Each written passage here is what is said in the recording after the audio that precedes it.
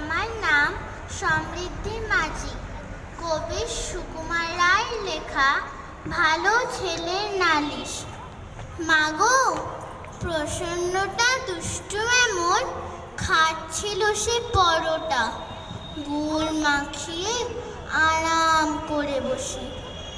আমায় দেখে একটা দিল, নয় কোথাও পরোটা, দুইখানা সে আপনি খেলো বসে।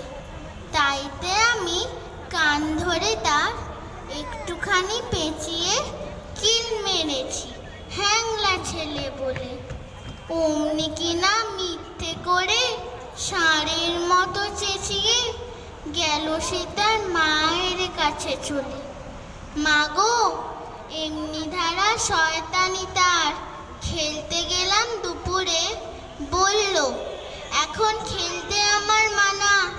ঘণ্টাখানেক পরে দেখি দিব্যি ছাদের উপরে ওড়াচ্ছে তার সবুজ ঘুড়িখানা।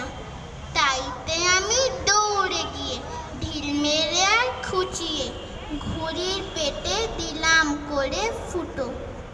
আবার দেখো, বুক ফুলিয়ে শটান মাথা উঁচিয়ে আনছে কিনে নতুন ঘুড়ি দুটো। নমস্কার।